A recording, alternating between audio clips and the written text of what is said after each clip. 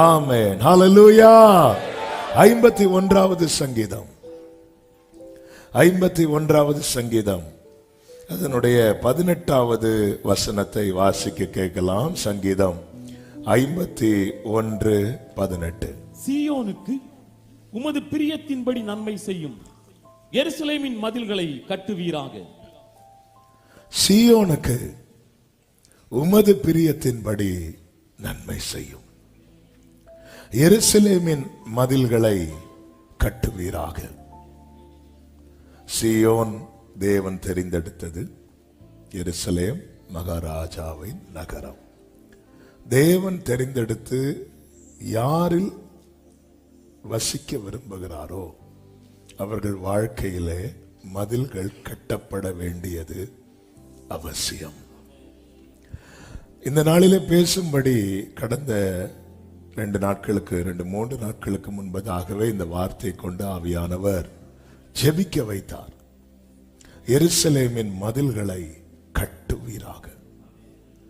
கடந்த வியாழக்கிழமை காலை என்று நினைக்கிறேன், ஆண்டவரே நீங்க மதில் கட்டுங்க ஆண்டவரே. நம்முடைய வாழ்க்கையிலே தேவன் மதிலை கட்ட வேண்டியது அவசியமாயிருக்கிறது. சத்துரு மதில் கட்டுகிறான் என்றால் நம்மை தடுக்கிறான் என்ற அர்த்தம். தேவன் மதில் கட்டுகிறார் என்றால் நம்மை காக்கிறார் என்ற அர்த்தம்.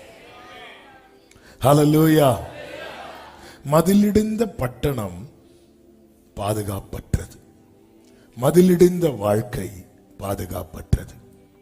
எல்லாம் இருந்தாலும் நம்முடைய வாழ்க்கையிலே கட்டப்பட வேண்டிய மதில்கள் கட்டப்படவில்லை என்றால் கேரண்டி கிடையாது. இன்னைக்கு ஜெபிக்கலாம், நாளைக்கு இந்த ஜெப லைஃபுக்கு கேரண்டி கிடையாது. இன்னைக்கு தேவ சமூகத்தில் ஆராதிக்கலாம், நாளைக்கு கேரண்டி கிடையாது. காரணம், திருடன் எப்போ வந்து திருடுவான்னு தெரியாது. நம்முடைய வாழ்க்கையின் மதில்கள் கட்டப்படும் போது நம்முடைய வாழ்க்கை அழகாகவும் அர்த்தம் உள்ளதாகவும் மாறும், பிரகாசம் உள்ளதாகவும் பிரயோஜனம் உள்ளதாகவும் மாறும். ஒரு பெரிய செய்தி, ஆனாலும் நேரத்துக்குள்ள முடிக்கணும். கவனிக்கும்படி உங்களை அன்புடன் கேட்டுக்கொள்கிறேன். உமது பிரியத்தின்படி நன்மை செய்யும். ஆண்டவர் தம்முடைய பிரியத்தின்படி நன்மை செய்கிறார்னு வைங்கள, அப்ப அந்த இடத்துல நம்ம போதும்னு சொல்ற அளவுக்கு ஒரு நிறைவு இருக்கும். ஆனா என்ன பிரச்சனை அப்படின்னா, ஆண்டவர் அவருடைய பிரியத்தின்படி அநேகருடைய வாழ்க்கையில செய்ய முடியாமல் இருப்பதுதான் பிரச்சனையாக இருக்கிறது. அதற்கான காரணம் என்ன? அவருடைய வாழ்க்கை காக்கப்பட வேண்டிய விதத்திலே காக்கப்படவில்லை. எனவேதான் தாவீது இப்படி செபிக்கிறார். தாவீது இந்த சங்கீதம் செபித்ததின் சூழ்நிலை எல்லாம் நமக்கு நன்றாய் தெரியும். நான் அதற்குள் போக விரும்பவில்லை. அவன் எப்படிப்பட்ட ஒரு சூழ்நிலையில அவன் கத்துறான், கதறுகிறான், செபிக்கிறான். எருசலேமின் மதில்களை கட்டுவீராக, எருசலேமின் மதில்களை கட்டுவீராக. 19வது வசனத்திலே சொல்லப்பட்டிருக்கிறது, அப்பொழுது தகன பலியும் சர்வாங்க தகன பலியுமாகி நீதியின் பலிகளில் பிரியப்படுவீர். அப்பொழுது உமது பீடத்தின் மேல் காளைகளை பலியிடுவார்கள். தகன பலியும் சர்வாங்க தகன பலியும் ஆகிய நீதியின் பலி. அப்போ தாவீதுக்கு இப்ப என்ன செலுத்த முடியல தெரியுமா? பலி செலுத்த முடியுது. அதற்கு முந்தின வசனத்தை வாசியுங்கள், 16வது வசனம். பலியை நீர் விரும்புகிறதில்லை, விரும்பினால் செலுத்துவேன். தகன பலியும் உமக்கு பிரியமானதல்ல. அந்த மைக் எஃபெக்ட் கம்மி பண்ணு தம்பி.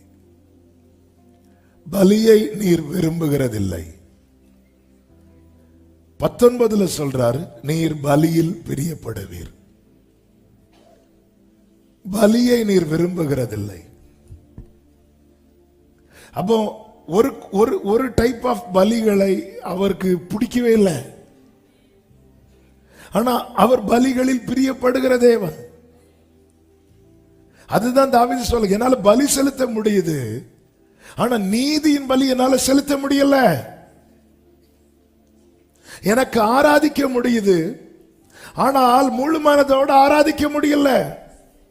எனக்கு பைபிள் வாசிக்க முடியுது, ஆனால் பிரியமாய் அதை வாசிக்க முடியல. எனக்கு ஆலயத்துக்கு வர முடியுது, ஆனா மகிழ்ச்சியோடு ஆலயத்துக்கு வர முடியல. ரீசன் என்ன? என் வாழ்வின் மதில் இடிந்திருக்கிறது. என் வாழ்வில் மதில் இடிந்திருக்கும் மட்டும் என்னால் பலி செலுத்த முடியும்.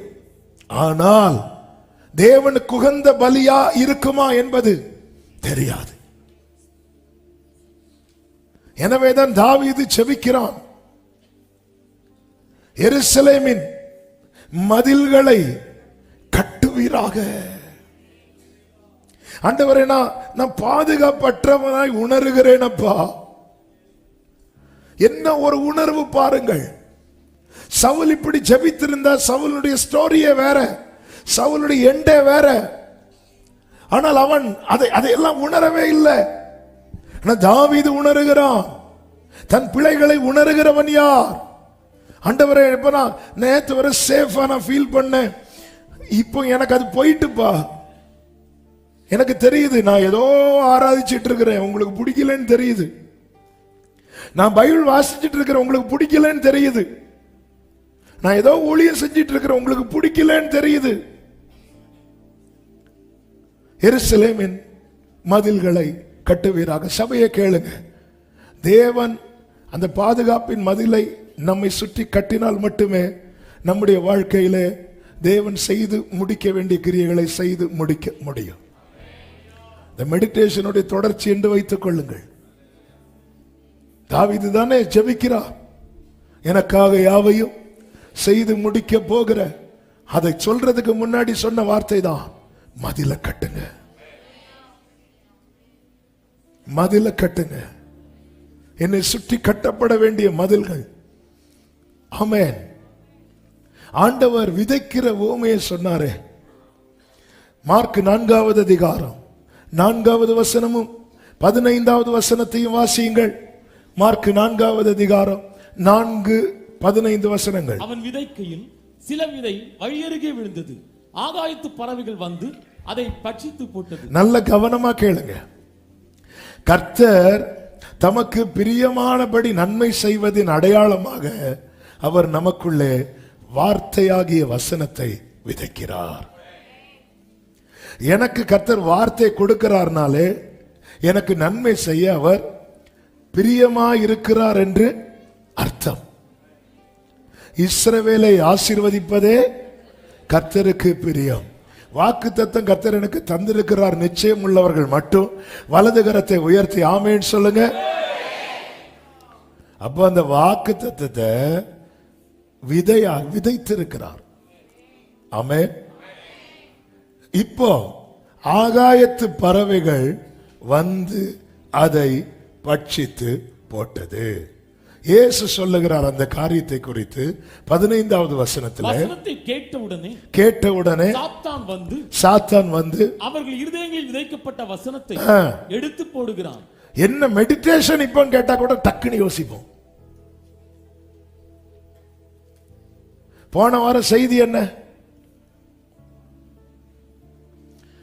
நமக்கு ஏன் நிக்க மாட்டேன்? வேற நிறைய நிக்கும்.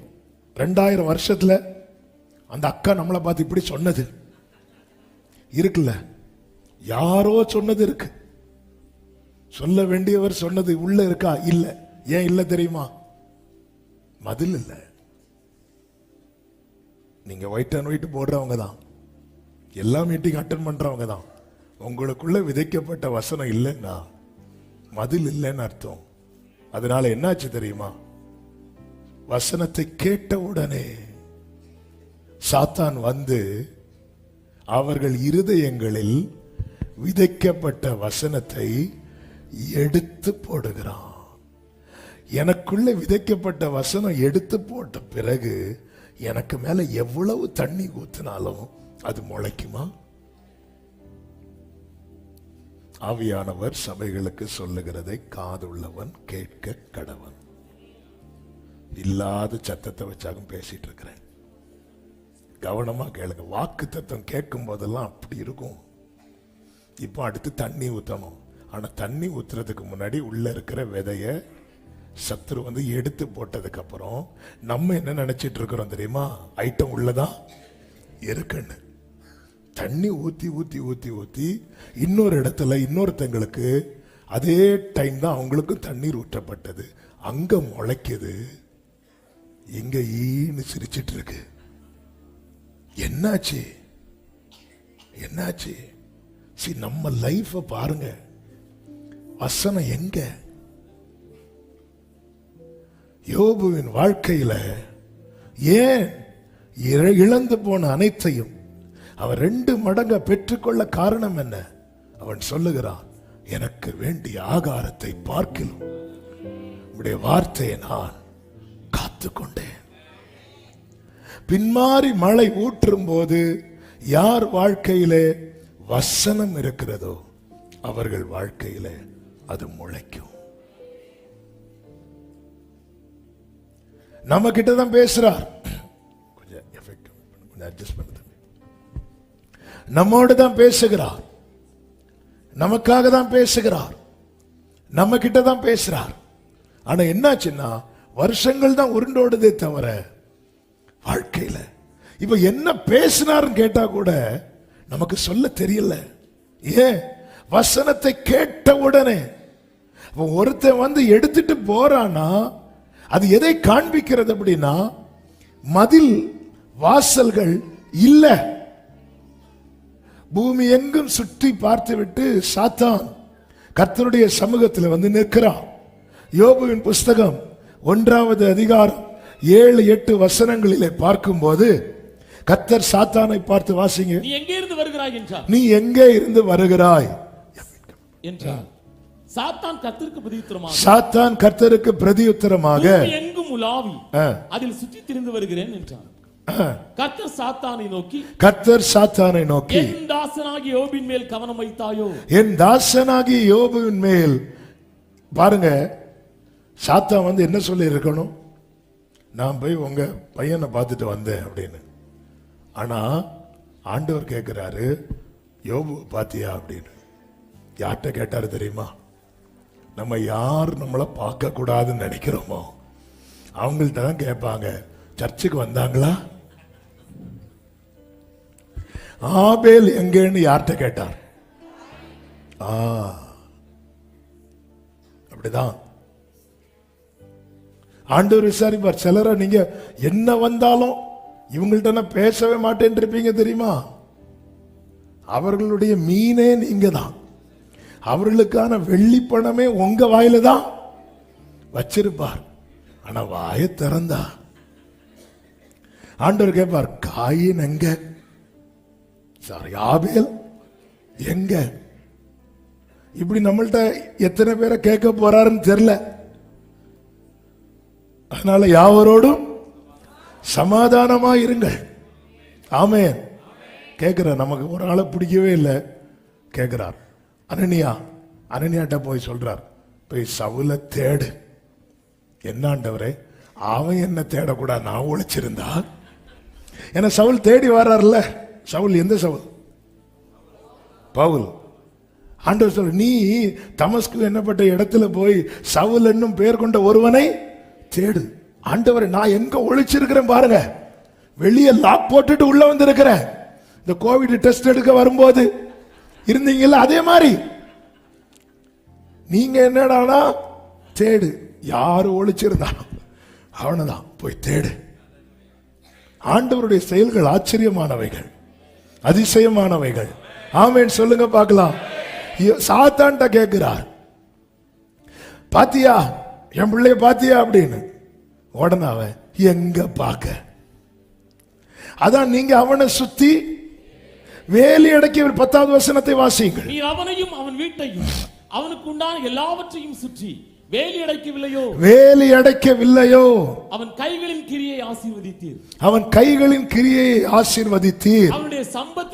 அவனுடைய சம்பத்து தேசத்தில் பெருகிற்று. அது பெருகிட்டே இருக்குப்பா. அதன் அர்த்தம் என்ன? எனக்கு கை வைக்க முடியல, எனக்கு பார்க்க முடியல. ஏன்? சுற்றி ஒரு வேலி இருக்கிறது.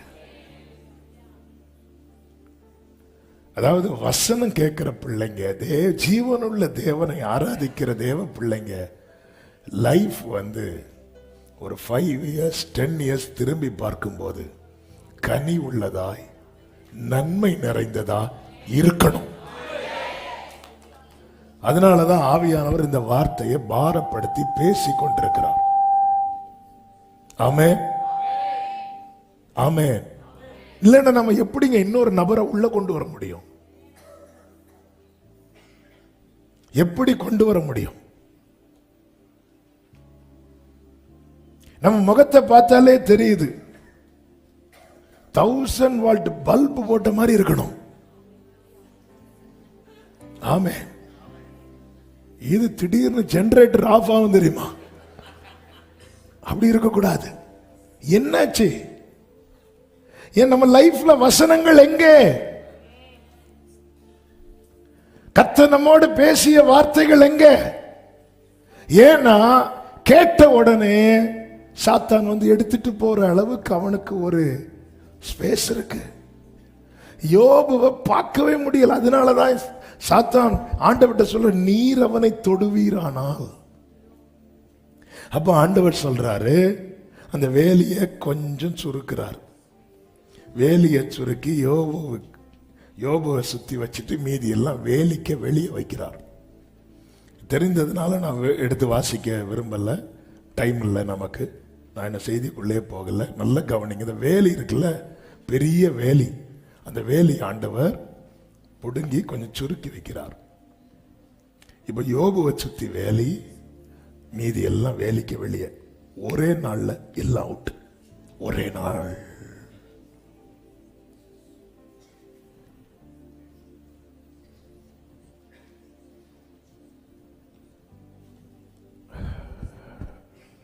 நம்ம எவ்வளவு சேஃபா இருக்கிறோன்னு இளைய குமாரன்ட்ட கேட்டா சொல்லுவான். மூத்த குமாரனுக்கு அது தெரியல. வேலையை சுருக்க கூடாது, வேலையை பெருக்கணும். அதனாலதான் சபைக்கு கர்த்தர் பேசி கொண்டிருக்கிறான். வேலி சுருங்க கூடாது.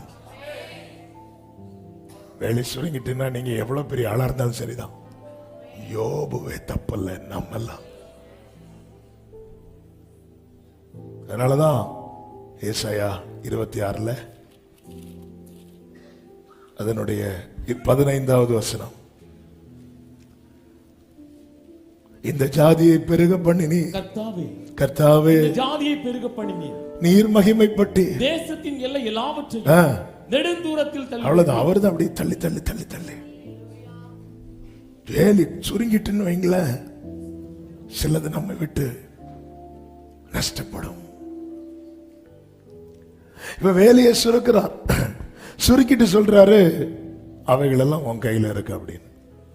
வேலைக்கு வெளியே இருக்கிறதெல்லாம் யார் கையில இருக்கு? சத்தமா சொல்லுங்க.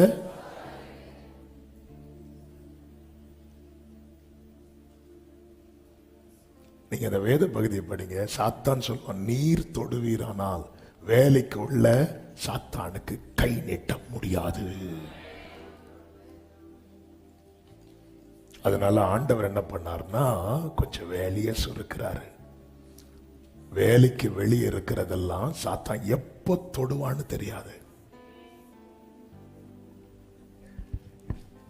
எல்லாத்துலயும் கை வச்சான். எல்லாத்துலயும் அவனுக்கு சாத்தானுக்கு எதுல திருப்தி தெரியுமா? தேவ பிள்ளைய முழுமையா அழிக்கிறதுல தான் திருப்தி. முழுமையா அவனை இல்லாமக்கணும். பாருங்க, இயேசுவை அப்படி காயப்படுத்தி, அரை நிர்வாணப்படுத்தி, வேதனைப்படுத்தி, அவமானப்படுத்தி, சிலுவையில அரைஞ்சு, அதுக்கு மேல யூதருக்கு ராஜான்னு எழுதி வச்சாச்சு. சரி போட்டோன்னு விட்டானா அவன். அது கூட அவனுக்கு தாங்க முடியல. அப்படி சொன்னான்னு எழுதுங்கன்னு சொல்லிட்டு போய் திருப்பி நிக்கிறாங்க. அதுக்கப்புறம் விட்டாங்களா? இல்ல.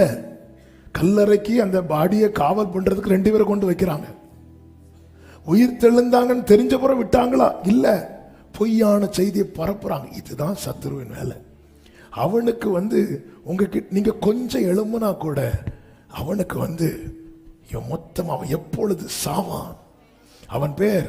இப்படி ஒரு காரியம் நம்ம வாழ்க்கையில நடந்து நம்ம அழுதுட்டு இருப்போங்க, எல்லாம் அமைதியா இருப்பாங்க. கொஞ்சம் நம்ம அழுகையை ஸ்டாப் பண்ணி கொஞ்சம் சிரிக்க ஆரம்பிச்சிட்டோம்னு வைங்களேன், எழும்பிடுவாங்க. என்னது இது, இப்படி இந்த வீட்டில் நடந்திருக்கு, என்ன சிரிப்பு சத்தம்? வந்து சிலர் கொஞ்சம் ரெக்க இல்லாத தூதர்கள்லாம் உண்டு. பட்டது போதாதா, நம்ம பட்டு இருக்கணும், தண்ணி ஊத்துங்க. சிலர் வந்து என்ன பட்டது போதாதா?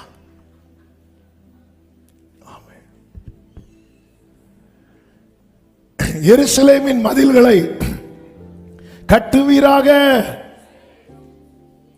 ஒரு சின்ன பாதுகாப்பு விஷயத்துல கொஞ்சம் ஷேக் ஆகிறோம் தெரிஞ்சாலே ஒரு தேவ பிள்ளை அலர்ட் ஆகணும்,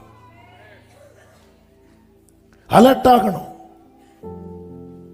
தேவ சமூகத்தில் விழுந்து கிடக்கணும். யோசுவா அதை தான் பண்ணினான், ஆபிரகாம் அதை தான் பண்ணினான். ஐயோ சோதம் அழிய போகுதுங்கிற இன்ஃபர்மேஷன் வந்ததும், தன் ஸ்பிரிட்ல அது உணர்ந்ததும், ஆண்டவர் சமூகத்தில் அவன் விழுந்து கிடக்கிறான். அப்பா அழிப்பீரா, அழிப்பீரா, வேலைக்குள்ள அந்த லோத்தை கொண்டு வந்துடணும், குடும்பத்தை கொண்டு வரணும், தலைமுறைகளை கொண்டு வரணும். தேவ பிள்ளைகளே, நம்ம நினைச்சிட்டோம், இது இருந்தா அது இருந்தா, ஒண்ணு இல்லைங்க. கர்த்தர் காவாராகில் காவலாளி விழித்திருப்பது விருதா. எனவேதான் உன்னத பாட்டு 4:12 சபையை குறித்து சொல்லப்பட்டிருக்கிறது.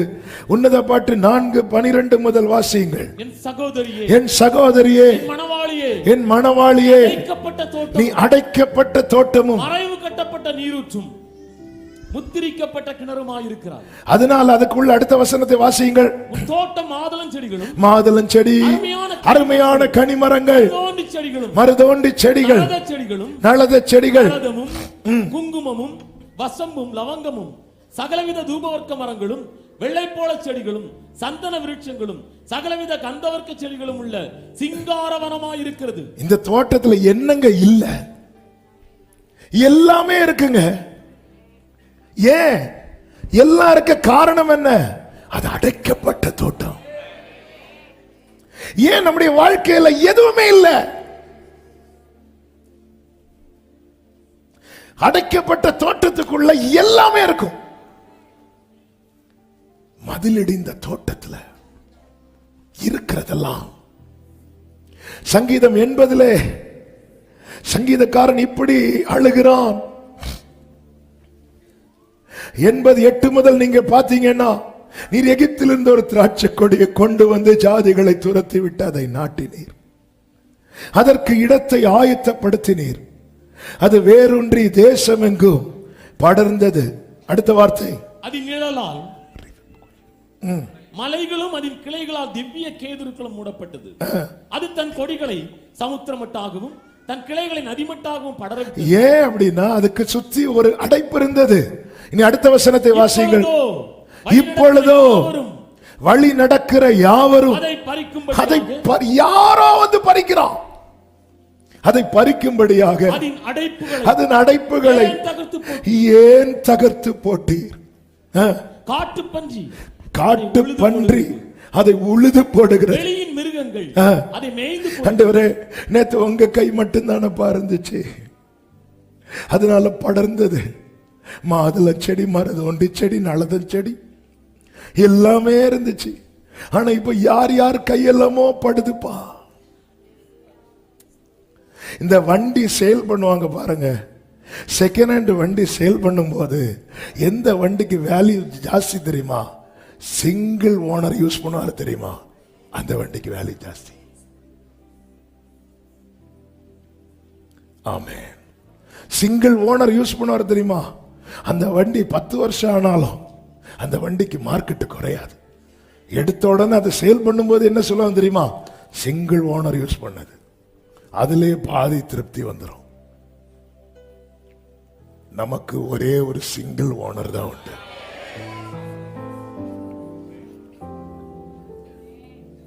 அப்ப நமக்குள்ளே ஒரு வேலி அடைக்கப்பட வேண்டியது அவசியமா இருக்கிறது.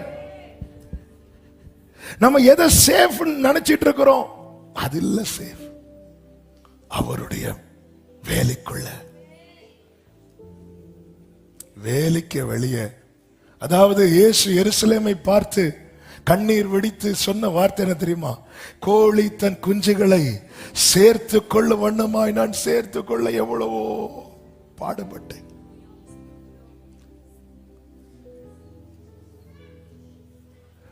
பெற்றோருடைய அரவணைப்புக்கு கீழே, ஆலோசனைக்கு கீழே இருக்கிற பிள்ளைங்க சேஃபா இருப்பாங்க.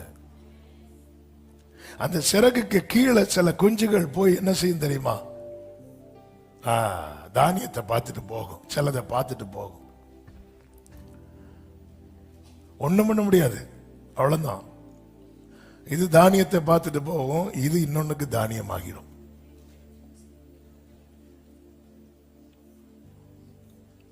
ஒரு வேலி, பிள்ளைகளுக்கு வேலியாய் கர்த்தர் பெற்றோரை வைத்திருக்கிறார், சபையை வைத்திருக்கிறார் வேலியாக, வசனத்தை வைத்திருக்கிறார், ஐக்கியத்தை வைத்திருக்கிறார்.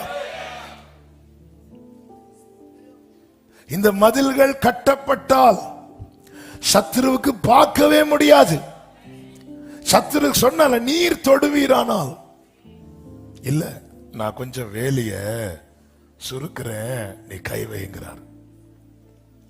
ஒரு காரியம் நமக்கு தெளிவாய் தெரிகிறது, தேவனுடைய பாதுகாவல் இல்லை என்றால் நம்ம எத்தனை வருடம் கட்டி சம்பாதித்தவைகளானாலும் ஒரு நிமிஷத்துல இல்லாம போயிடும். ஒரே நிமிஷத்துல இல்லாம போயிடும். அதுதான் தாவீது கதறுகிறான், ஐயோ என் வாழ்க்கையில ஏன் இப்படிப்பட்ட தீமைகள் என்றாச்சு?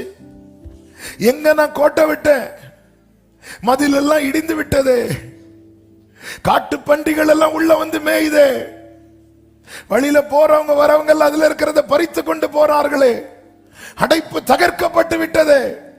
நானா வந்தேன், நீங்க எல்லாப்பா கொண்டு வந்து நாட்டுனீங்க, நானாகவா ரட்சிக்கப்பட்டு, நீர் எல்லாம் வாயினை ரட்சித்தீர். ஹல்லேலூயா. பொதுவாகவே நீங்க பாத்தீங்கன்னா ஒரு பெரிய காம்பவுண்ட் இருக்குன்னு வைங்களேன், காம்பவுண்டே இல்லாத இடத்தை யாரும் சும்மா கூட பார்க்க மாட்டாங்க. ஆனா ஒரு காம்பவுண்ட் போட்டிருக்கனாலே மக்கள், அது இயல்பு. அதுவும் காம்பவுண்ட் பெருசா இருந்தா நிறைய கதை ஓடும். அதுக்குள்ள என்ன நடக்கு தெரியுமா? அதெல்லாம் ஏன் சொல்றாங்கன்னா அவங்களுக்கு பார்க்க முடியாத விரக்தி. இது யாருக்கு, இந்த கிருமி யாருக்கு வேலைன்னா, அவன் சும்மாவா உத்தமனா இருக்கிறான், நீர் அவனை சுத்தி உள்ள என்ன நடக்குன்னு உங்களுக்கு தெரியுமா? ஆமென். ஒரு தேவ பிள்ளைக்கு, அதாவது நான் சிம்பிளா இதை சொல்றேன், அவர் மதிலை கட்டி அதற்குள் நீ இருப்பாய் என்றா நீ சாத்தான புலம்ப விடுவாய்.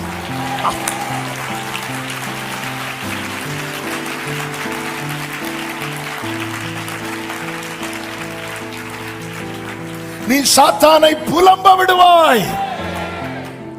சபை சாத்தான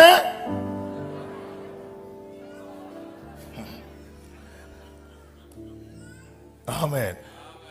நம்ம டீல் பேசுவோம், இங்க பாரு நானும் உன்னை புலம்ப விட மாட்டேன், நீ என்ன செய்யக்கூடாது, ஓகேவா? ஓகே.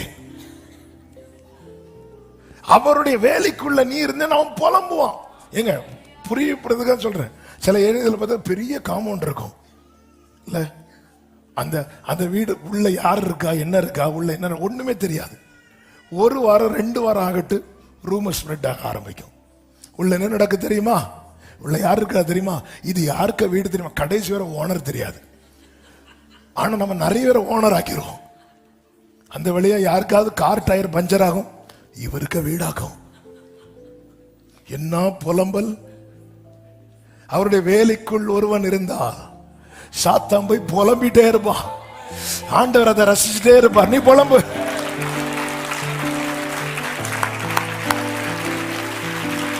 இன்னும் துதிப்பே, இன்னும் போற்றுவே, இன்னும் உம்மை ஆராதிப்பே. ஆமென்.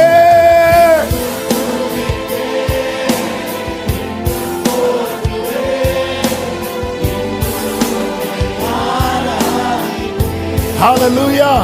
நல்ல கவனமா கேளுங்க. இந்த ஜெபம், இது ஜெபம்.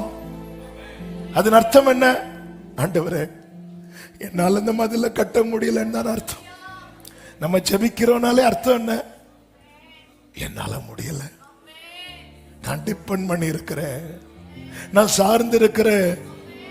அப்பா, இந்த எருசலேமின் நீர் வாசம் பண்ணுகிற, நீர் தெரிந்தெடுத்த இந்த எருசலேமின் மதிலை கட்டுவீராக.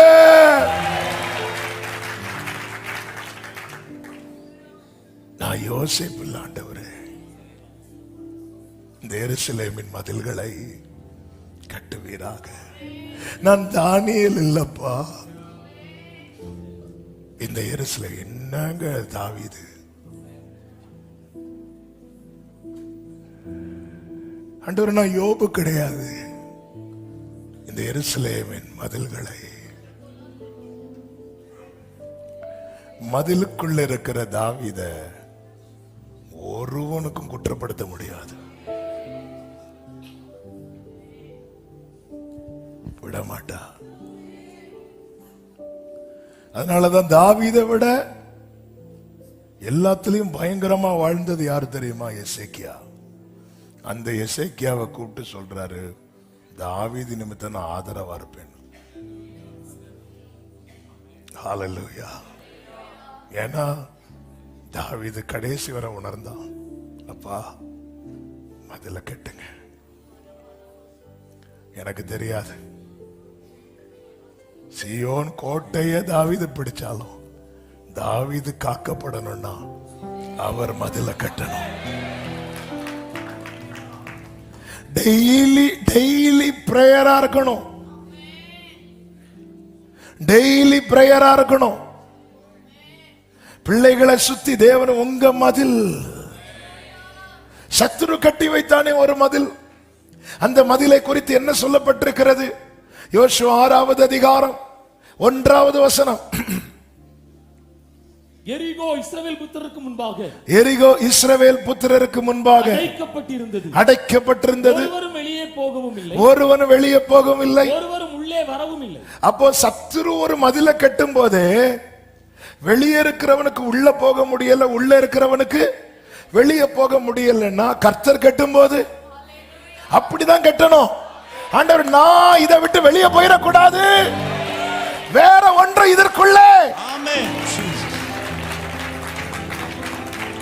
இன்னைக்கு ஏதோ ஒரு இடத்துல மதில் டேமேஜ் ஆகி உள்ள இருக்கிறதெல்லாம் வெளியே போயிட்டு, ஹல்லேலூயா, எங்கேயோ ஒரு இடத்துல டேமேஜ் ஆயிட்டு. அர்த்தசஷ்டா அரண்மனையிலே நல்ல ஒரு பதவி, நல்ல ஒரு வேலையில நெகேமியா இருக்கும்போது ஒரு செய்தி அவன் காதுகளில் வந்து விழுகிறது. நெகேமியா 1வது அதிகாரம் அதனுடைய 3வது வசனம். அதற்கு அவர்கள், சிறையிருப்பில் மீந்திருக்கிறவர்கள் அந்த தேசத்திலே மகா தீங்கையும் நிந்தையையும் அனுபவிக்கிறார்கள். ஏன் தீங்கு நிந்தை அனுபவிக்கிறாங்களா?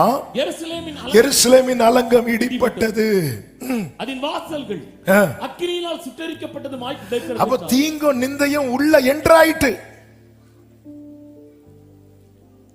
காட்டுப்பன்றிகள் உள்ள என்றாயிட்டு, குளிநரிகள் உள்ள என்றாயிட்டு. ரீசன் என்ன? மதில் இடிஞ்சிட்டு. சத்துரு டார்கெட் எது தெரியுமா? மதிலை இடிக்கணும். எது நமக்கு மதிலா இருக்கிறது? ரட்சிப்பையே அதற்கு மதிலா ஏற்படுத்தினார் என்று ஏசாயா 60 சொல்லப்பட்டிருக்கிறது. எது எது ஒரு தேவ பிள்ளைக்கு மதிலோ அதை இடிக்கணும். இந்த செய்தி கேட்டதும் நெகேமியா 4வது வசனத்திலே சொல்லப்பட்டிருக்கிறது, இந்த வார்த்தைகளை கேட்டபோது நான் உட்கார்ந்து அழுது சில நாளாய் துக்கித்து துக்கித்து உபவாசித்து மன்றாடி 5 காரியம் செய்றார். கேட்டது என்ன பண்றார் தெரியுமா? உட்காரு. ஏன் உட்கார்ந்து? எதுக்கு இந்த வார்த்தை எடுத்து சொல்றேன்னா, உனக்கு 1000 வேலை இருக்கட்டும் நெகேமியாவே, முதல்ல இந்த மதில கட்ட பாரு. சபையே கேளு, நீ இழந்தது போதும். சிலரோடு ஆவியானவர் பேசுகிறதை என் ஆவியில நான் உணர்கிறேன். நீ இழந்தது போதும், நீ இழந்தது போதும்.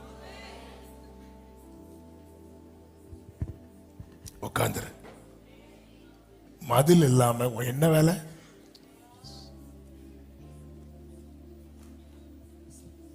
உட்கார்ந்துரு. உட்கார்ந்து அழு. அழு. மதில் இடிந்த அழணும். பாதுகாப்பின் மதில் தன் மகனுக்கு இல்லை என்று தெரிந்ததும் ஆகார் போய் அழுதான். ஒரு அடிமை பெண்ணுக்கு என்ன செய்யணும்னு தெரியுது. அவன் செத்த பிறகு அழல. இஸ்மவேல் செத்த பிறகு அழல. அவன் சாகிறதுக்கு முன்னாடியே, ஒரு பிள்ளை செத்தா எப்படி அழுவாளோ அப்படி அவன் சாகிறதுக்கு முன்னாடி அழுதாள்.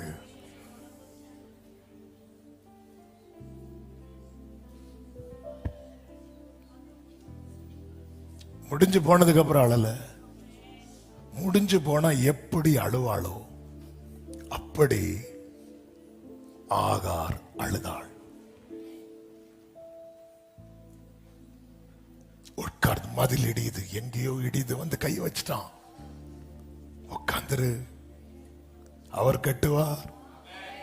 பரலோகத்தின் தேவனானவர் காரியத்தை கை கூடி வர பண்ணுவார்.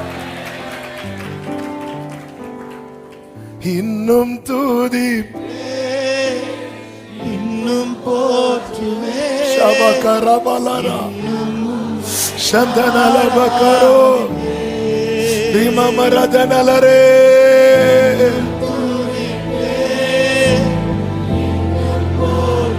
ஷெரமபரோ இன்னும் துதிப்பேன், இன்னும்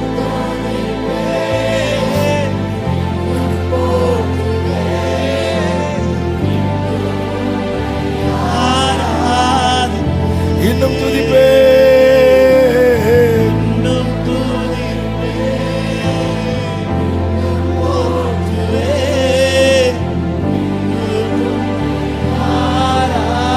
யாக்கோப பாருங்க, யாக்கோப பாருங்க. பென்யமீனை கூட்டிட்டு வர சொல்லிட்டாரு யோசேப்பு. யோசேப்பு தான் கூட்டிட்டு வர சொன்னான்னு தெரியல. யோசேப்பை விட்டுட்டாரு, யோசேப்பை விட்டுட்டாரு.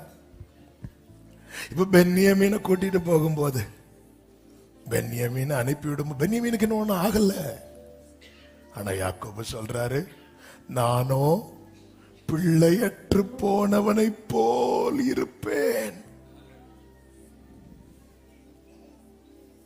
பென்யமீனுக்கு இன்னும் ஒண்ணும் ஆகல. யோசேப்புக்காக யாக்கோபு அழுதது யோசேப்புக்கு ஒண்ணு ஆனதுக்கு அப்புறம். அந்த துக்கம் 22 வருடம் தொடர்ந்தது. ஆனா பென்யமீனுக்கு ஒண்ணு ஆயிரக்கூடாது.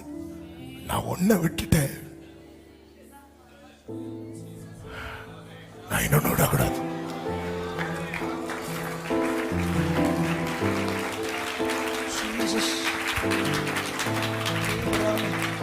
அவர் சொல்றாரு, நானோ ஆதியாகமம் 43வது அதிகாரம் 14வது வசனம்.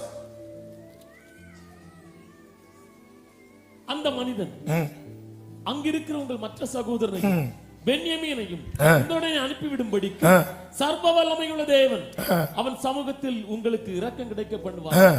நானோ பிள்ளையற்று போனவனை போல, நானோ பிள்ளையற்று போனவனை போல் இருப்பேன். அப்படி இருந்ததுனால மதில் எழும்பிச்சு. மதில் எழும்பிச்சு. சில காரியங்கள் நம்ம கைவிட்டு போறது தெரியாம இருக்கிறோம். என் ஆவியில நான் ரொம்ப உணர்றேன், செய்தி மாறுது.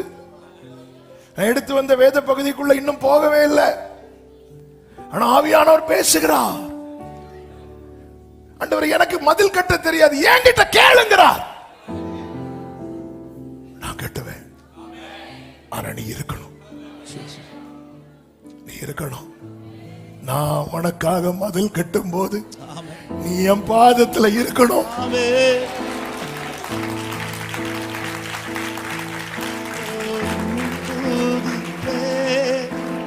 தனிமையின் நேரத்தில் தனிமையாய்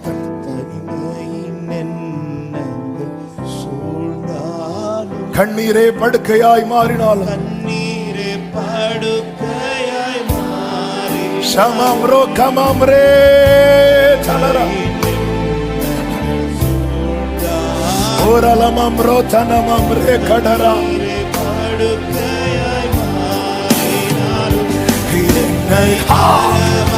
Jesus Sekamamra tanare Selamamra tara Jesus Shatana lama kare நம்புறவங்க கைகளை உயர்த்தி ஆமென். இன்னும் துதிப்பே.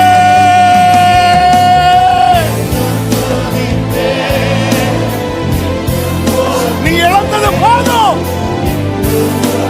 இனி நீ பரிகணிக்க கூடாது. இனி நீ பரிகணிக்க கூடாது.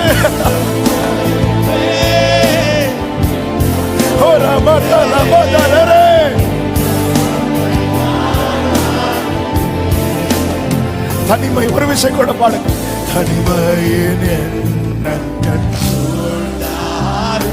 கண்ணீரே படுக்கையாய் மாறினாள். ஆமென். தனிமை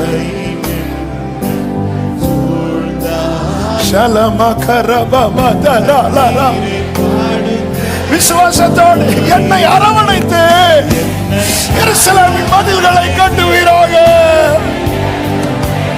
எருசலேமின் மதில்களை கட்டுவீராக. எருசலேமின் மதில்களை இழந்திருக்கிறாங்கப்பா, பறி கொடுத்திருக்கிறாங்கப்பா.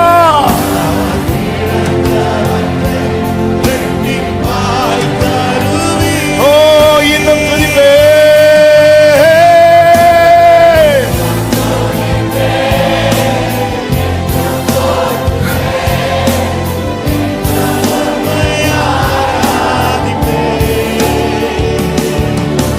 இன்னும் துதிப்பே.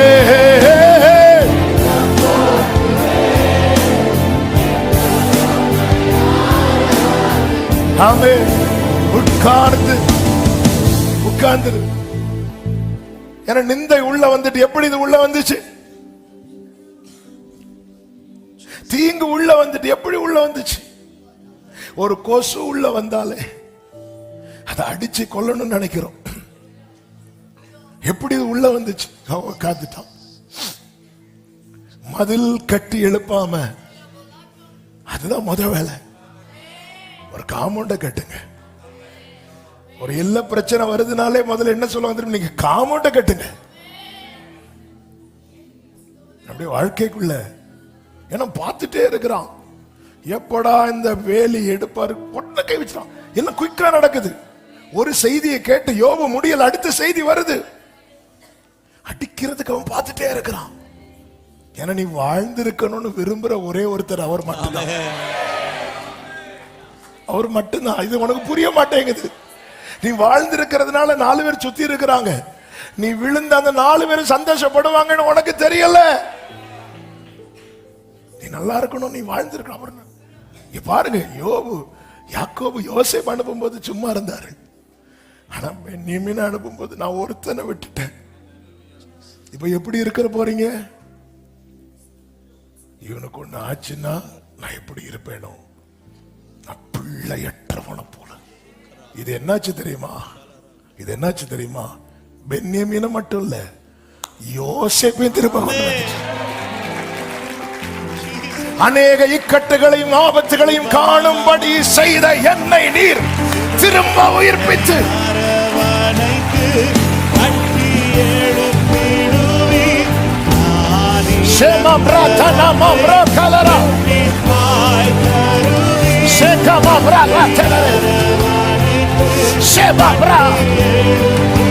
நீ உன்னை விட்டுட்டு ஃபீல் பண்றல, அதையும் சேர்த்து தருவா, அதையும் சேர்த்து தருவா.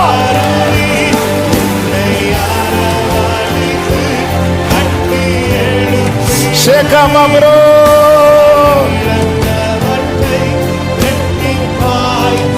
Amen.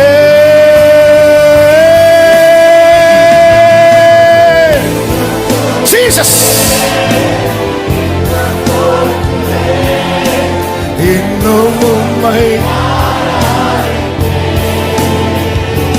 இன்னும் துதிப்பேன்.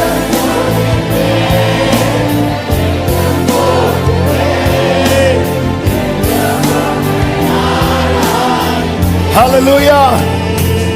உட்கார்ந்துட்டா நம்முடைய பாதுகாப்பு.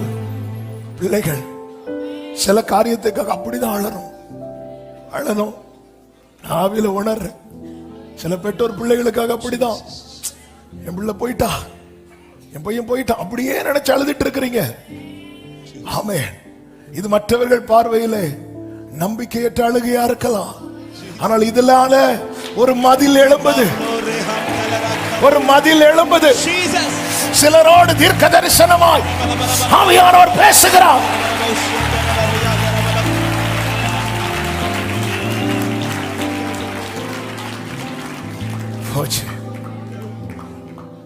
ஹல்லேலூயா. சில மதில்களை கர்த்தர் எழுப்புகிறார். சில மதில்கள் இப்பொழுதே கட்டி எழுப்பப்பட ஆரம்பிக்கிறது. நீ உட்கார்ந்துட்டல, அவர் எழும்பிட்டார். நீ உட்கார்ந்துட்டல, அவர் எழும்பிட்டார். அவர் எழும்பிட்டார்.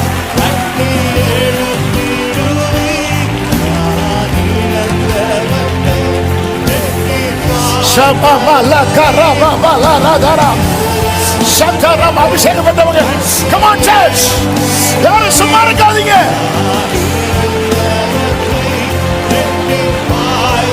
ஷலம் அம்ரதனல பக்கடரே ரிமம்ரதனரே. glory, amen, hallelujah.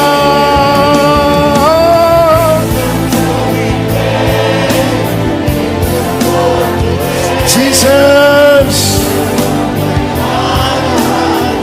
hallelujah, hallelujah. அந்த டைம் நம்ம ஃபைட் பண்ணிட்டு, யாக்கோபு அப்படிதான் ஃபைட் பண்ணிட்டு இருந்தார். யாக்கோபு பார்த்தார், இல்ல ஆண்டவர் மேல பாரத்தை போட்டுட்டு உட்கார்ந்துட்டார். யோபு சாம்பல்ல போய் உட்கார்ந்துட்டான். நீ உட்கார, உன்னை உட்கார வைக்கிறதுக்கு, நீ உட்காரணும்னு கர்த்தரும் நினைக்கிறார், சத்துருவும் நினைக்கிறான். சத்துரு எப்படி நினைக்கிறான்னா, இவன் இடிஞ்சு உட்காரணும். ஆண்டவர் எப்படி நினைக்கிறார்னா, நான் இவனை கட்ட, இவன் உட்காரணும். ஏங்க ஒன்னே ஒண்ணு கேக்குறேன், கர்த்தர் இப்படி 2 மடங்கா இவனுக்கு கொடுப்பாருன்னு தெரிஞ்சிருந்தா சாத்தான் இந்த விளையாட்டுக்கு வந்திருப்பானா? அவனுக்கு தெரியல, தெரியாம விளையாடிட்டு இருக்கான், தெரிஞ்சு அனுமதிச்சுட்டு இருக்கான், தெரியாம அவன் விளையாடுறான். நீ யாருன்னு தெரியாம அவன் விளையாடுறான், நீ யாருன்னு தெரியாம விளையாடுறான், ஆளு தெரியாம விளையாடுறான், ஆளு தெரியாம விளையாடிட்டான். சக்கா பாபா பாலா ராதர ரிமா மாரா கலரோ.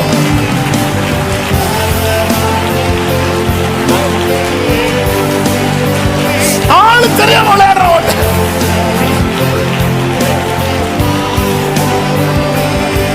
ஷேகமலோ ரிமம்ரோ தலரே worship him.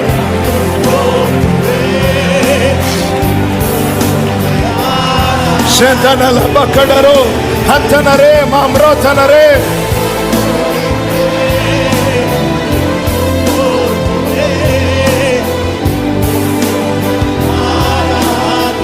ஆமென்.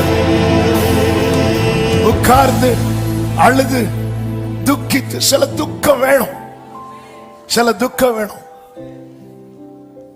சில துக்கம். சீஷர்களுக்குள்ளே அந்த துக்கம் இருந்ததுனாலதான் சொன்னார், உங்கள் துக்கம், சில துக்கம் இருக்கட்டும். அந்த துக்கம் வந்தாதா அது சந்தோஷமா மாறும்.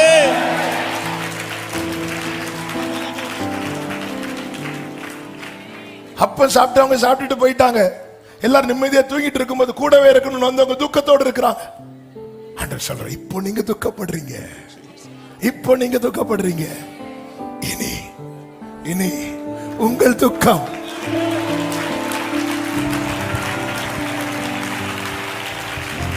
உபவாசித்து துக்கித்து உபவாசித்து உபவாசித்து அதான் போராடுறது ஆண்டவர்கிட்ட. ஆண்டவரோடு இந்த நெகேமியா இந்த மதில் கட்டுற காரியம் நமக்கு ஆண்டவருக்கு இடையில மட்டும். அதுக்கு அப்புறம் தான் நெகேமியா ஆட்கள் எல்லாம் கூடுறாரு. ஆனா அதுக்கு முன்னாடி அவர் கட்ட தொடங்கிட்டாரு. அவர் கட்டிடுவார்னு தெரிகிறது வரைக்கும் நமக்கு ஆண்டவர் உபவாசித்து மன்றாடி கெஞ்சிறான். இப்பொழுது ராஜா கண்ணில் தய கிடைக்குது.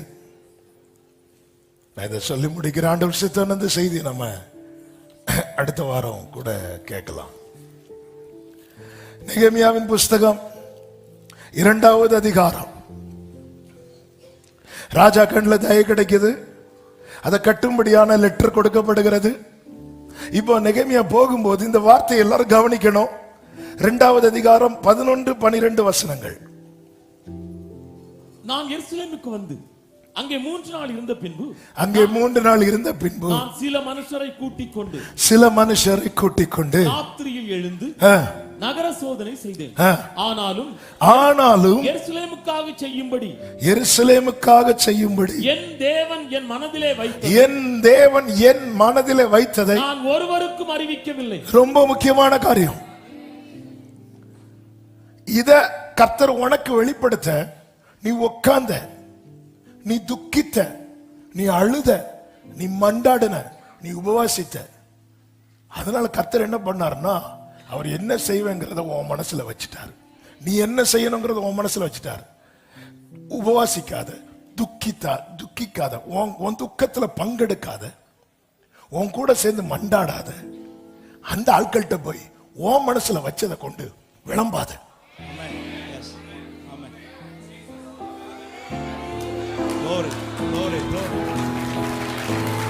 உனக்காக கண்ணீர் வடிக்காதவங்க கிட்ட விளம்பாத. அது யாரா இருக்கலாம். நீ தானே உட்கார்ந்த, யாரோ வந்து உங்ககிட்ட அழுதாங்களா? இல்ல, ஆனா அவர் இருந்தார். நீ உட்காரும் போது அவர் இருந்தார், நீ மண்டாடும் போது அவர் இருந்தார். அது ஆண்டவர் எனக்கு அப்படி சொன்னார், இப்படி சொன்னார். விளம்பாத. மதில் இடிந்து கிடக்கிறது தெரியலையா உனக்கு? சன்பலாத்து வந்து எடுத்துட்டு போணுமா? அந்த வார்த்தையை பாருங்க. நான் ஏறி போன மிருகமே இல்லாமல் வேறொரு மிருகமும் என்னோடு இருந்ததில்லை. நான் சொல்லல. ஆமென், ஆமென். அப்படிதானங்க இருக்கிறாங்க.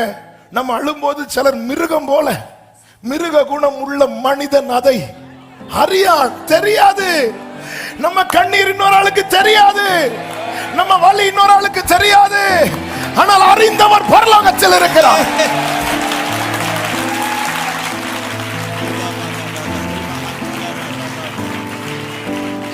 அதனால உன் மனசுலதான் வச்சிருக்கிறார். ஏதோ பேசணும்னு சொல்லி எல்லாத்தையும் பேசாத. டைம் வரும். உன் மனசுல இருக்கிறது நீ சொல்லும் நேரத்துல வேலை தொடங்கி இருக்கும்.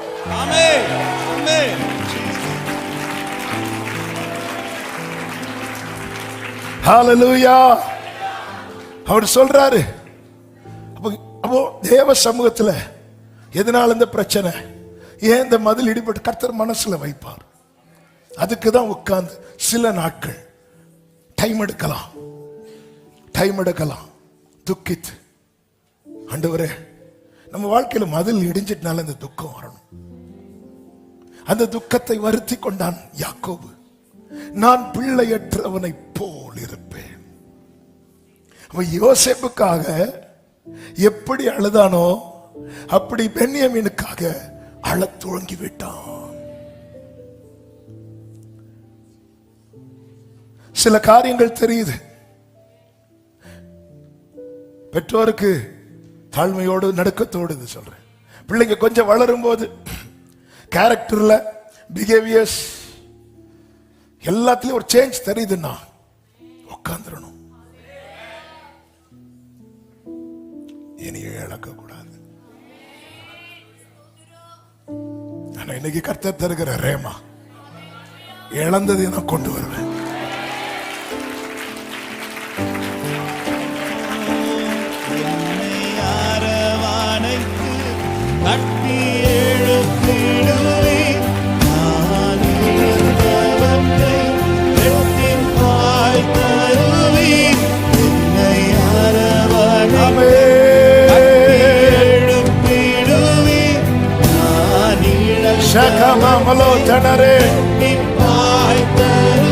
கைகளை உயர்த்தி சத்தமோ இன்னும் துதிப்பே.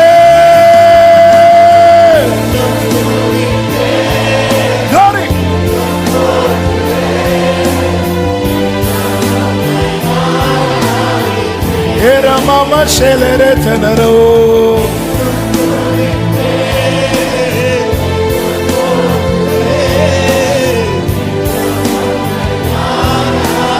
ஆமென். நெகேமியாவின் புஸ்தகம் 6வது அதிகாரம் அதனுடைய 15-16 வசனங்களை வாசி. அப்படியே அலங்கமானது 52 நாளைக்குள்ளே கட்டப்பட்டு எலூல் மாதம் 25ஆம் தேதியிலே முடிந்தது. எங்கள் பகைஞர் எல்லாம் அலங்கம் கட்டி முடிக்கப்பட்டது. ஏன்னா உட்கார்ந்துட்டால அவர்கிட்ட. ஹல்லேலூயா. வேலை நடக்கும். மனதில் இருந்தது வெளியே வருது.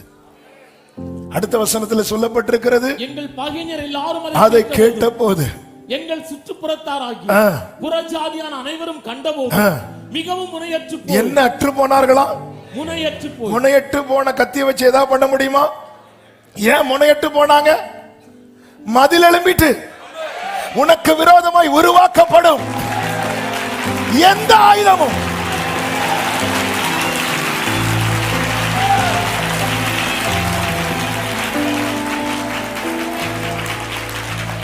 இன்னைக்கு மதில் இடிஞ்சதுனால அது நம்ம தான் ஷார்ப்பாக்கிட்டு இருக்கிறோம்.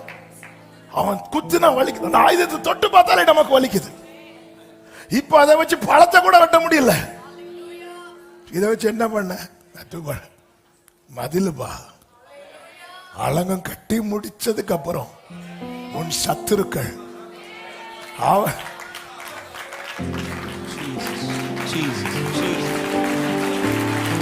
எருசலேமின் மதில்களை கட்டுவீராக. இந்த குடும்பத்துக்குள்ள என்னெல்லாம் வந்திருக்கு? தீங்கு, நிந்தை, அவமானம், பரியாசம், வெட்கம், நஷ்டம் என்னெல்லாம் வந்திருக்கு. இனியும் பார்த்துட்டு சும்மா இருக்காத. இனியும் பார்த்துட்டு சும்மா இருக்காத. கர்த்தர் வார்த்தை தரார்னாலே there is hope. அங்க நம்பிக்கை இருக்கு. நம்பிக்கை இருக்கு. இன்னும் இந்த காரியத்தில் நம்பிக்கை இருக்கு. இப்பொழுது யோசேப்பு அழுறது பென்யமீனுக்காக மட்டும். ஆனா வரும்போது யாக்கோபு அழுதது. ஹல்லேலூயா, ஹல்லேலூயா. நஷ்டப்படாதிருக்கவும், நஷ்டப்பட்டது திரும்பி வரவும், உன் கூடாரத்திலே நஷ்டப்பட்ட ரட்சிப்பின் கம்பீர சத்தம் திரும்ப கேட்கவும், எருசலேமின் மதில்களை ஆமென். ஆண்டவர் சமூகத்தில் உட்கார்ந்துருங்க. நமக்கு தெரியும் நம்ம வீட்டுல இப்ப என்ன நடந்துட்டு இருக்கு. நம்ம வீட்டுக்குள்ள எது என்ட்ரா இருக்கு.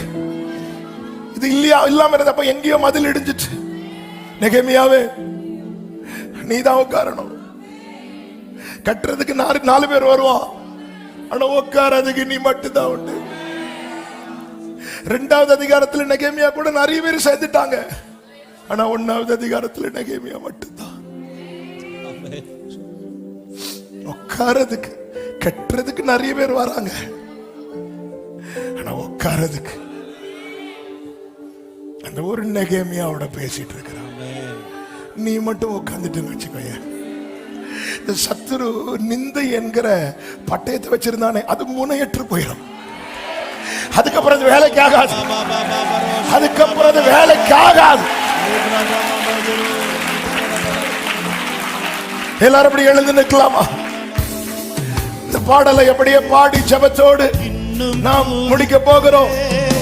எஸ், இன்னும் போற்றுவே, glory, இன்னும் ஆராதிப்பே, இன்னும் துதிப்பே, இன்னும் போற்றுவே, இன்னும் உம்மை எக்காலமும் நான் துதிப்பேன், எக்காலமும் நான் துதிப்பேன், நேரமும் நான் போற்றிடுவேன், எக்காலமும் நான் துதிப்பேன்.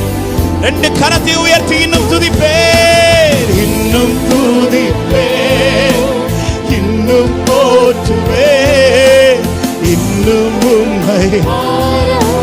இதோ மறுபடியும் மதில்கள் கட்டப்படுவதாக, இன்னும் துதிப்பேன், இன்னும் உம்மை. சொல்லுங்க, தனிமையின் எண்ணங்கள் சூழ்ந்தாலும், தனிமையின் எண்ணங்கள் சூழ்ந்தாலும், கண்ணீரை படுக்கையாய் மாறினாலும், தனிமையின் எண்ணங்கள் ஆண்டவரே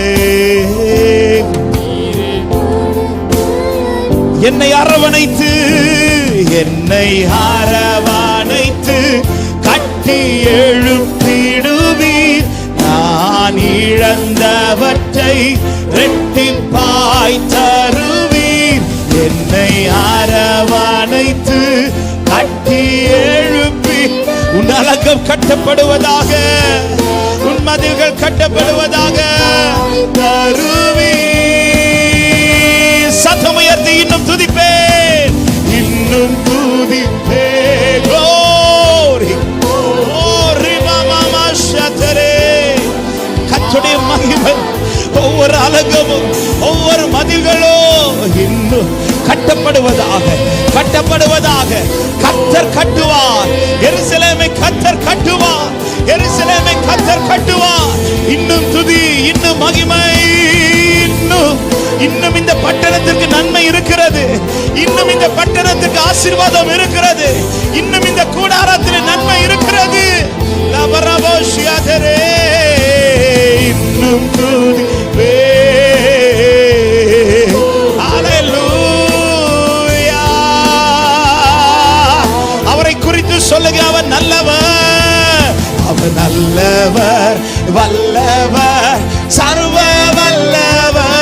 இயேசு நல்லவர், வல்லவர், சர்வ வல்ல. சபையை சொல்லு, நல்லவர், நல்லவர், வல்லவர், சர்வ வல்லவர், நல்லவர், வல்லவர், சர்வ. இன்னும் துதிப்பே, இன்னும் துதிப்பே, இன்னும் போற்றுவே, இன்னும் உம்மை. ஓ, இன்னும் துதிப்பே. ஓ ரகமரதரா, இழந்தவைகள் எல்லாவற்றையும் ரெட்டிப்பாய், ரெட்டிப்பாய், ரெட்டிப்பாய். ஒரு விஷயம் கூட, என்னை அரவணைத்து, என்னை அரவணைத்து கட்டி எழுப்பிடுவி, நான் இழந்தவற்றை ரெட்டிப்பாய் தருவீர். என்னை அரவணைத்து கட்டி எழுப்பிடுவி, நான் இழந்தவற்றை ரெட்டிப்பாய் தருவீர்.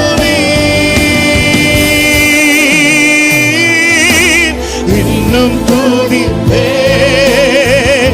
ஒவ்வொரு கூடாரத்திலும் நஷ்டப்பட்டவைகள் திரும்ப உயிர்ப்பிக்கப்படுவதாக உன்னதத்திலிருந்து ஆவி இப்பொழுது உங்கள் மேல் ஊற்றப்படும். அப்பொழுது மறுபடியும் நீ வேர் பற்றி பூமியை பலனால் நிரப்புகிற நாட்கள்.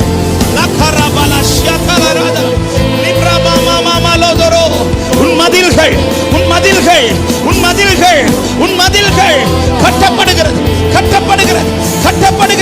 கட்டப்படுகிறது. இனி சத்துருவின் கூடாரத்திற்குள் நுழைவதில்லை. இனி சத்துருவின் எல்லைக்குள் வருவதில்லை. நல்ல கைகளை கட்டி அபிஷேகப்பட்ட தேவ பிள்ளைகள் அந்நிய பாஷைகளும் இதோ நீ இழந்தவைகளை திரும்ப பெற்றுக்கொள்.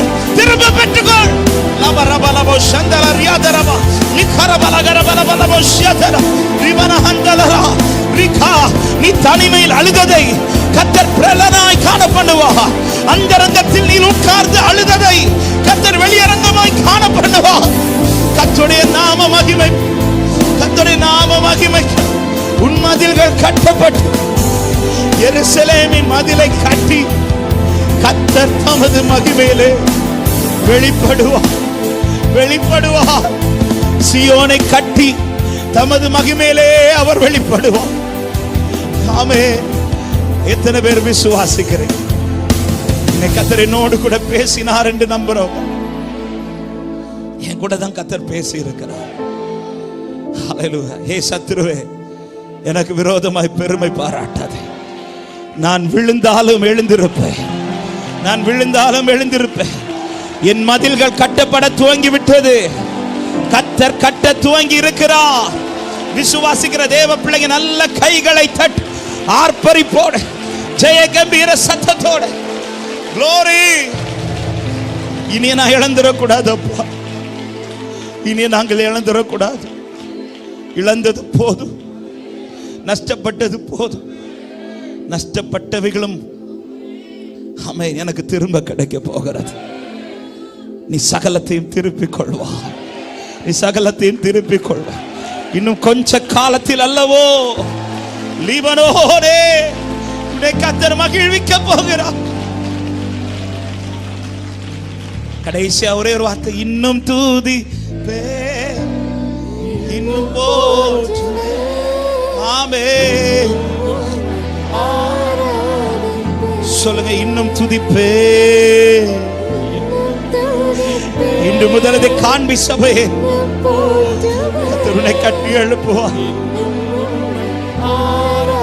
நல்ல தகப்பனே, நன்றியோடு உம்மை ஸ்தோத்திரிக்கிறோம். நீர் எங்கள் மேல் எவ்வளவு அன்பா இருக்கிறீரப்பா. ஆண்டவரே, நீர் எத்தனை நல்லவர். இந்த நாளிலே நீர் தேவையான வார்த்தையை சபைக்கு பேசி இருக்கிறீர். பல நேரத்தில் எங்கள் மதில்கள் பாழாய் கிடக்கிறதை நாங்கள் பார்க்காம விட்டுட்டோம்ப்பா. ஆண்டவரை நாங்கள் பார்க்காததுனால சத்துரு பல விதத்தில் வந்து எங்கள் வாழ்க்கையை பார்த்துட்டு போயிட்டான். ஆனால் இனியும் நாங்கள் நிர்விசாரமாக இருக்கக்கூடாது. என் மதில்கள் ஸ்ட்ராங் ஆகட்டும், என் மதில்கள் பலமாகட்டும்.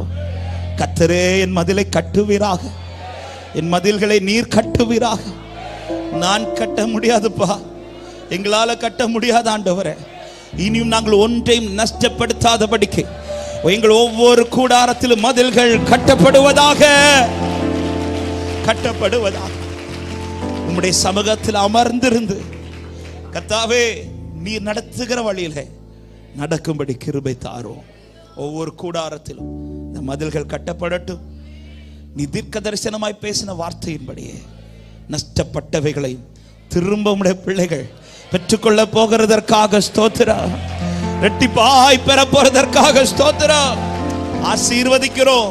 ஒவ்வொருவரையும் சமாதானத்தோடு அனுப்புங்க, பலப்படுத்துங்க. கர்த்தர் கூட இருக்கிறார் என்கிற நிச்சயத்தோடு நம்பி முன் செல்ல கிருபை கொடும். இன்னும் துதிக்க, இன்னும் உம்மை உயர்த்த, எல்லா சூழ்நிலையும் உம்மை மாத்திரம் சார்ந்து கொள்ள எங்களுக்கு கிருபை தாரும்.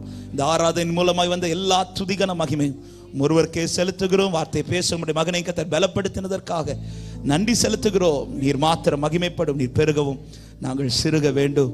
ஒவ்வொரு ஜனங்களை சமாதானத்தோடு அனுப்புங்க. ஆன்லைன் மூலமாய் டிவி சேனல்ஸ் மூலமா இணைந்த தேவ பிள்ளைகளையும் நாங்கள் ஆசீர்வதிக்கிறோம். அவர்கள் வாழ்க்கை ஆசீர்வாதமா இருக்க கர்த்தர் கிருபை செய்யும். நம்முடைய கரத்தில் தாழ்த்துகிறோம். நீர் மாத்திரம் மகிமைப்படும். இயேசு கிறிஸ்துவின் நாமத்தில் ஜெபத்தை கேளும் ஜீவனுள்ள நல்ல பிதாவே, ஆமென். சேர்ந்து சொல்லுவோம். என் ஆத்துமாவே கர்த்தரை ஸ்தோத்திரம், என் முழுமையுடைய பரிசுத்த நாமத்தை ஸ்தோத்திரம். கர்த்தர் செய்த சகல உபகாரங்களையும் மறவாதே. ஆமென். நம்முடைய கர்த்தராகிய இயேசு கிறிஸ்துவின் கிருபையும் பிதாவாகிய தேவனுடைய அன்பு பரிசுத்த ஆவியானுடைய ஐக்கியமும் சிநேகமும் பாதுகாவலும் நம் அனைவரோடும் சகல பரிசுத்தவான்களோடும் கர்த்தருடைய வருகை மட்டும் தங்கி இருப்பதாக. ஆமென். ஹல்லேலூயா. சமாதானத்தோடு போய் வாருங்கள். கர்த்தர் உங்களை ஆசீர்வதிப்பார். God bless you.